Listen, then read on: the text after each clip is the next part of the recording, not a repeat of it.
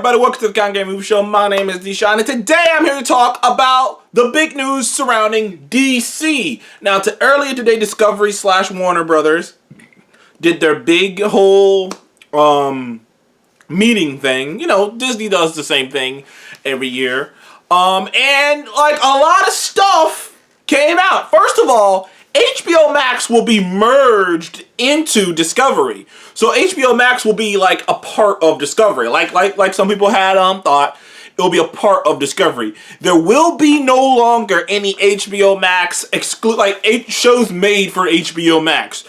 So there are not going to be any more HBO Max originals. Like there's not going to be any more of those shows.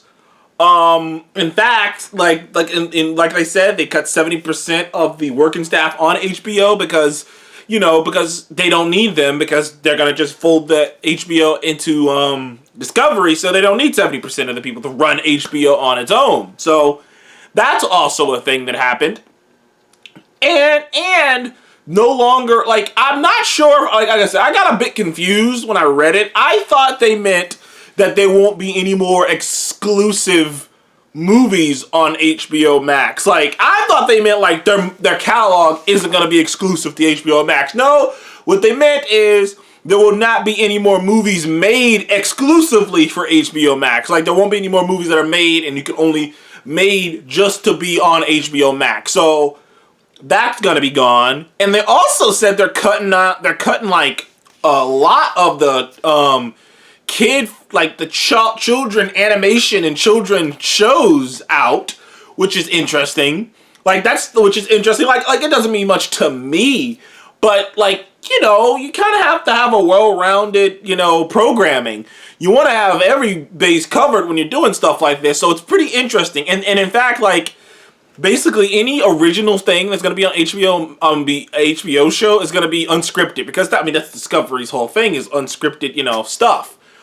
So they did this whole PowerPoint, and they talked about why they canceled Batgirl and other things, and they said that it doesn't fit their vision of what DC is going to be. But the big talking point is that, I haven't mentioned this or talked about this, but the former, head of Disney movies division, Alan Horn, has moved back over to Warner Brothers. He was hired by Discovery to run their movie division. So Alan Horn has pretty much been running he's pretty much been the head guy in Disney for at least last decade and some change, and he's overseen the most profitable time in Disney in movie history, Alan Horn. So he has that under his So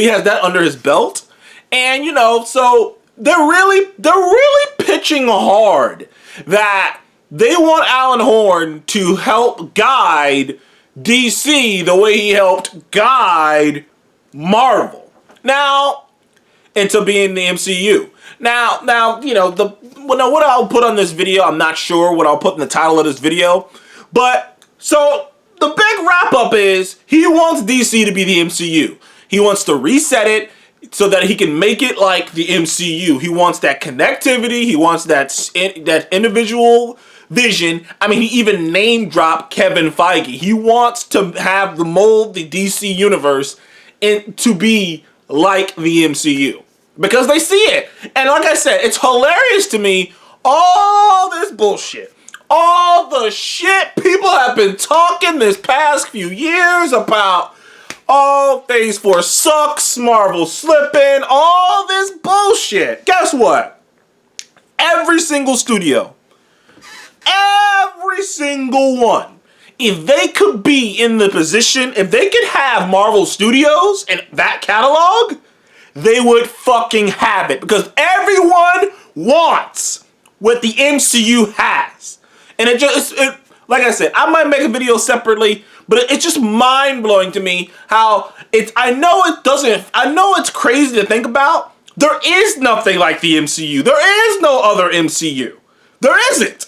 And the thing is, the MCU is this one-of-a-kind thing. It is this miracle thing that just worked out. And like I said, I know I'm a hardcore MCU fan, so of course I'm going to say this.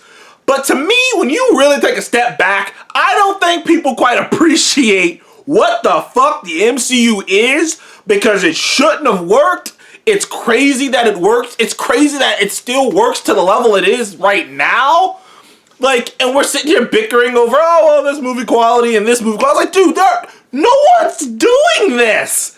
And I really do think that sometimes, because it's been around so long, the novelty of the MCU being this cinematic universe has kind of like, I'm not going to say worn thin with people, but it's like, people forget that it's like, yo, this is nuts. Like I know you guys don't think about it, but it's like, bro, this is nuts. It's like a cell phone. I know people who carry around cell phones don't think that you have a fucking supercomputer. You have a computer, not any computer, a high-functioning computer in your hand. You don't think about it. That's what the MCU is. No one really thinks about the fact that it's like, dude, this is insane.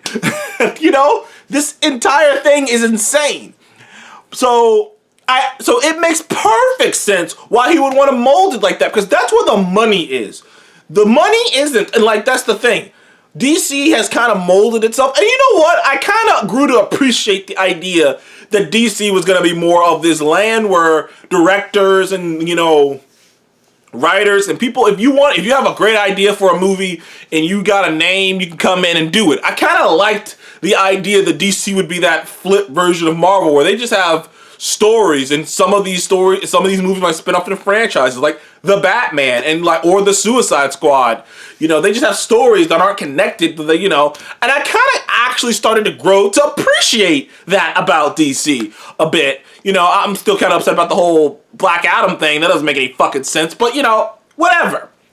I started to appreciate that about DC. So they're kind of, seems like they're going back on that. Now, I'm unclear, because they really were, like, when he said reset, like, this might be a reset. Like, because I'm not sure how you do that. Aquaman's already filmed. Flash is already filmed. Shazam is already filmed. And, you know, and plus, what am I thinking? Peacemaker. All of and Wonder Woman 3 is still in development. I mention all those because all of those firmly take place in the old DCEU canon.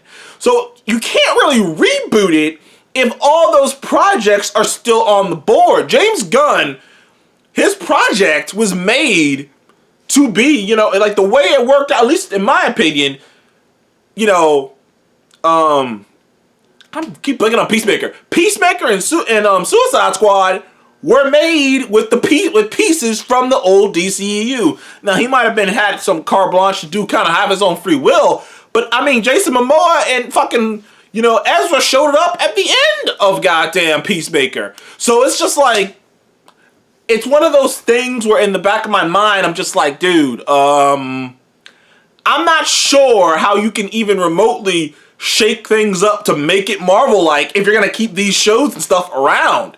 Like, I know they're quality, but I'm just not sure how that works. Like, I'm not sure James Gunn has a future at DC anymore. How could he with this new regime change? I'm not sure about Jason Momoa, Gal Gadot, all that. I'm not sure where their future lies if they want to change things to be more like the MCU. But on top of that, I love how the Zaslav guy is framing stuff. First of all, from what I've heard about this Zaslav guy, the guy who's now running, you know, HBO/Warner, or at least the movie stuff, he isn't a movie guy. He isn't a Hollywood guy. He isn't a movie guy. He isn't a Hollywood guy. He isn't like a streamer guy. He is a TV guy. Not even like a regular TV guy. He is a TV guy of Discovery. And if you know anything about the Discovery Channel, all that, it's mostly unscripted, like documentaries